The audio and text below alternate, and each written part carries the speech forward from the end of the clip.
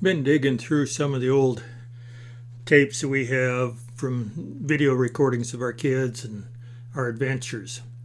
Back in '91, one of the treasures I found was a trip up to Woodland, Washington to see the SR71 being moved up to the Seattle Museum of Flight. Took my two boys with me, and I've gone through the video, and I apologize. Shaky, oh my god, shame on me. And the quality's not the best. But I've kind of pieced it together, and I hope I've put together something that we can all enjoy. So bear with me, and please, no harsh comments. It's been fun. It's been the narration from the restoration director is just phenomenal, and a lot of kids ask questions, a lot of people ask questions, a lot of interest. So just follow along and enjoy it. Thank you.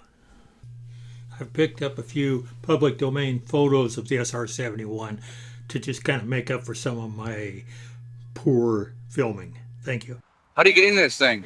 Pardon me? How do you get in there? How do you get in there? Access to this aircraft. There are two canopies in the case of this airframe. And if you look real closely around the window area, below the window area, you'll see it's pretty hard to pick out. There's some joints along there. The canopies open up and down. Oh, I see. The fins and the intake spikes or the engine cones are not here. Those are already in Seattle. The other parts that are not here are the two engines. The Air Force kept the engines because they're still classified. Let's probably get those in about 1 to 2 years from now.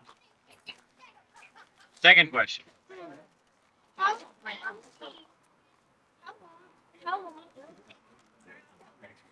Okay. The tires on these aircraft, the main landing gear tires in the back are 22-ply tires. The front tires are 16-ply tires.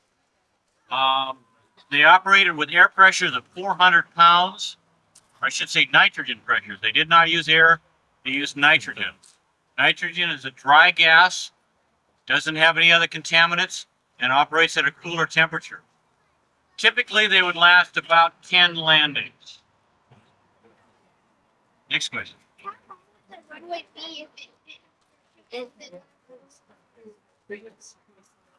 The aircraft did, this aircraft for primary braking purposes used an enormous parachute.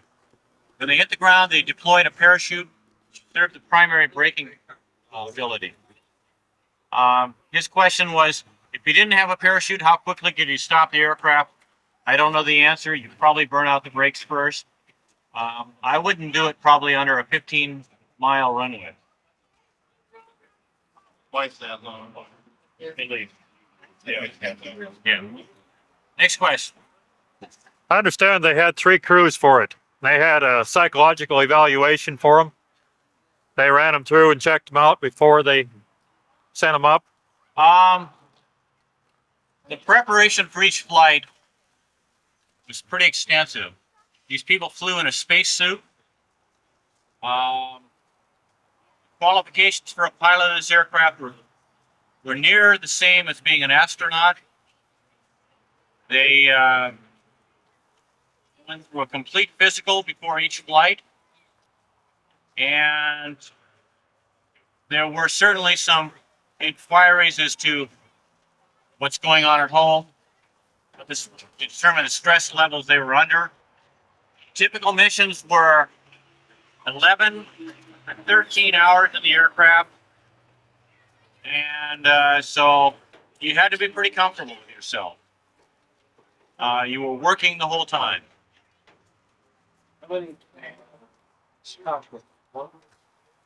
This particular aircraft carried a crew of 2. The original 13 A-12s had a crew of 1.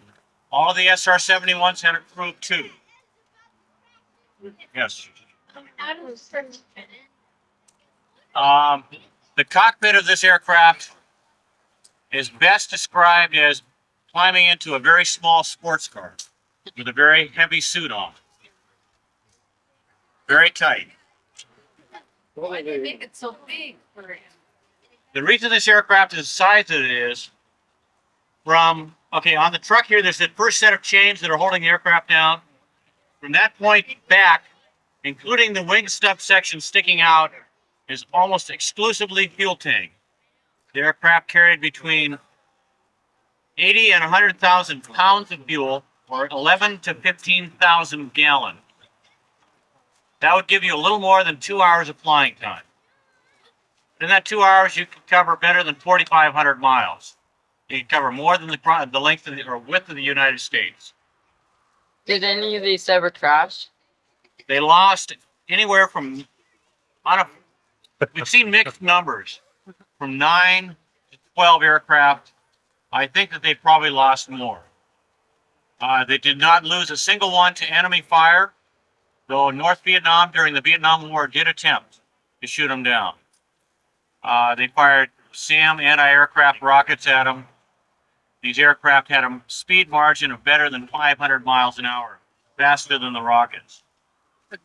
Basically, shooting one of these things is like stepping out here right now with a shotgun, with bird shot, shooting in the air and hoping a duck will fly into it. How much revamping do the aircraft have to have to explain it and Question was how much revamping or rework went into each one of these aircraft after a flight. I don't know the answer. I hate to use the standard military line, but that information hasn't been released. instead of they had 2 people in the cockpit, one obviously the pilot, primary job, the second. The crew is a crew of 2. The pilot sitting in front. The second person was the reconnaissance officer. He was responsible for all the electronics, all the camera equipment, and all of the navigation only. He did not have the ability to fly this aircraft. There were no controls on the back seat. Why was the flight so long? To answer your question, I'll describe a typical mission. I know one, they flew from Kadena, Okinawa, Japan, over Libya when Muammar Gaddafi was in the headline. They took off from Kadena, Okinawa with a full load of fuel, flew over Libya and flew back to Japan. The flight was approximately 13 hours. But in that 13 hours, you've got to include the fact that they refueled 8 times above the fact of the fuel that they took off with. It always take a refuel on the plane. Refuelings typically took about half an hour. What kind of speed are they going at during refueling? Refueling speeds were about 420 to 460 miles an hour. Yes, these refueled in the air. Pardon me? They would slow down to about 420 to 460 miles an hour. The aircraft that was supplying the fuel was one of 2 aircraft, either a KC-135Q, and the Q stood for the fuel that they carried, which was special fuel for this aircraft, or a KC-10, which is a military version of a DC-10. Also, that was a Q model. Yes. Where did the fuel into the aircraft while it's Sorry? Where did the fuel go into the aircraft while it's in the air? Okay. When they refueled, you can't, right now you wouldn't be able to see it. But if you look up on top, you'll see that there's the primary windows of the front canopy. There's another window just about, well, let's see. That's Right above your head. okay. Just behind that is a section right on the top of the plane, and there's a panel, skin panel, that hinges down. That exposes the nozzle. When they were in area refueling, the KC or the refueling aircraft had a long boom that would plug into that nozzle. How did he plug in? And had a very elaborate socket system that snapped into place. Once it snapped into place, the person in the tanker would open up the selector valves and pressurize it under pressure, pump the fuel into the aircraft. What's the spray that they use after the splice of the use I read it in a book. Boy, he's got a question I don't know the answer to. He's wanting to know what spray they use to clear the windows off after a flight. I don't know the answer. How many cameras did this thing have? I really don't know the answer to that one. I know that each aircraft was configured differently depending on the mission. I can tell you a little bit about the cameras themselves. Where were the cameras? Each aircraft was different. An original A-12, the original 13 with a single-man crew. Let's see, I've got to find where I am here. Right here to right here, from here across to the equivalent spot on the other side was the removable bay. All the reconnaissance equipment were fitted in the A-12s in that area. Now this airframe and the second, and number 14 and number 15, see these discs, and there's a number of them in other areas. Right now, this is set up for electronics. You can put the cameras in those areas. The SR71, the last 31 of the series, had a removable nose. All the equipment was placed in those noses. If you were going to fly a camera mission, you put the camera nose on. Infrared mission, infrared nose went on. Electronics gathering, the electronics nose went on. Give you an idea of the capability of the cameras. One of these aircraft were to, earlier today when it wasn't starting to get dark, if one were to fly over us, say about 3 hours ago, at 85,000 feet, 2,200 miles an hour, the first thing they'd be able to do is they were able to photographically cover 100,000 square miles of land in 1 hour. The quality of those photographs would be such that in daylight hours, they could pick out every car out here and tell you what color the car was. That picture was taken at 85,000 feet up, 2,200 miles an hour. Yes. Nope. I've never flown in this aircraft. I've never been in the military. I'm the director of restoration for the Museum of Flight. I've been involved in this project for 2 years now for our museum to be given this aircraft. How many did they build? Pardon me? How many of these did they build? The production run of these type of aircraft, the A-12, the YF-12, and the SR-71, which are all part of the same family, is 49 aircraft. You'll find in different books that they'll list upwards of even 59 aircraft. The reason they come up with the higher numbers is that when the original 15 A-12s were retired, they were not normally all black, the A-12s. They painted them all black, gave them different tail numbers, and put them in storage. Now, if anybody was going around gathering information, 15 new aircraft just arrived. So they played games with information continuously. Was it black? Was it anything else too? Pardon me? Reason for the black was What you get for allowance? The reason they painted the SR-71s black had really nothing to do with camouflage, other than that typically in the beginning of the program they took off and landed at night. The main reasons were the black paint had a certain ability to absorb radar signals, and the second one is that the paint worked very similar to stove black. It doesn't reflect heat, but it dissipates or radiates heat more readily than natural metal. Yes. I can barely hear you. You were going to answer my question? Oh, okay. What was the He duration? knew the answer to that question in case anybody wanted to know. What was the duration? Flight duration.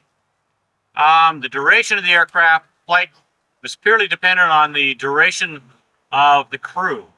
Yes. Typical missions were 11 refueling. 2 hours with a little bit of a margin. The typical mission was 11 to 13 hours. Long time. Pardon me? How much did this cost? The official cost of the aircraft is still classified.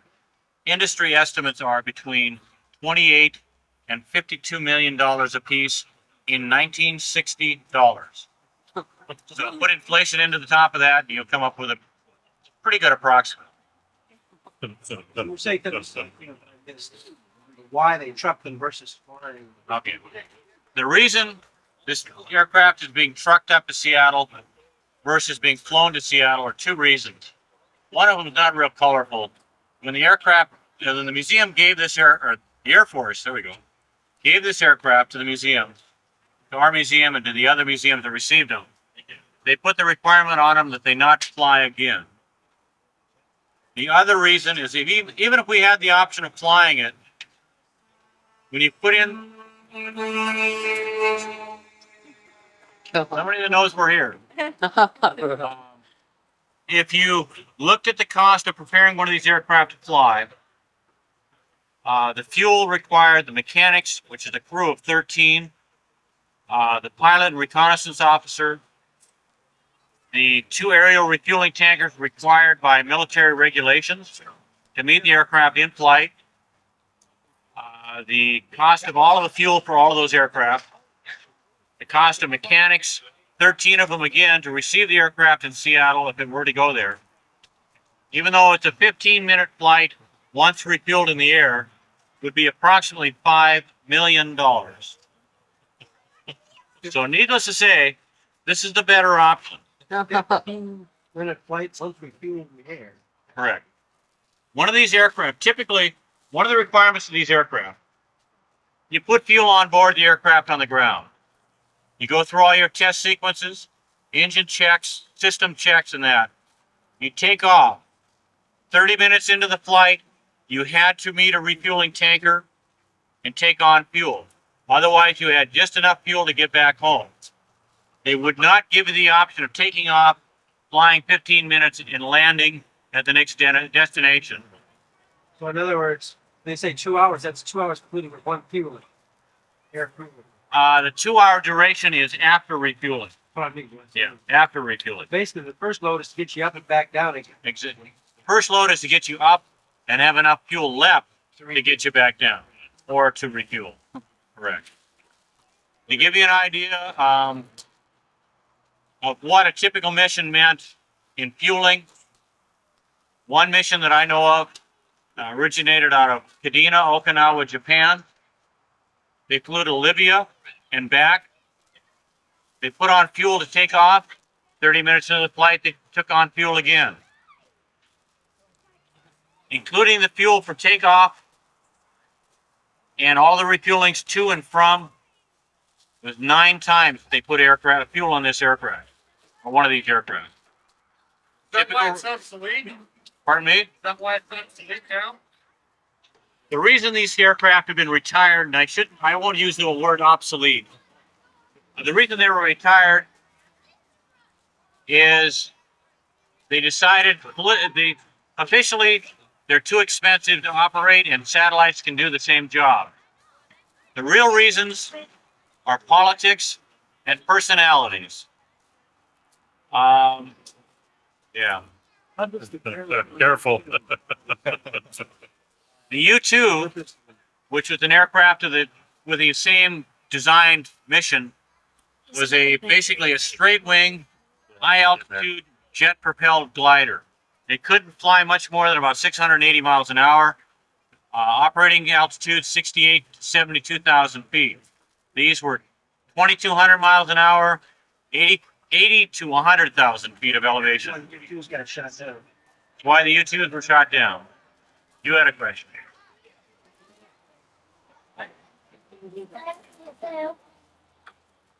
I'm sorry? We arrived here, hey Dave, when did we get here? Today? 1:30? We arrived here 1:30. According to the gentleman who drove the truck that's pulling this aircraft. How many This particular aircraft had a crew of 2. The original 13 A-12s had a single-man crew. All of the SR71s were 2-man. The aircraft is 95% titanium. The rest of the material is composites, incidentals like rubber, copper for the wiring, and things like that. Need anything? I'm fine. Thanks. Yes.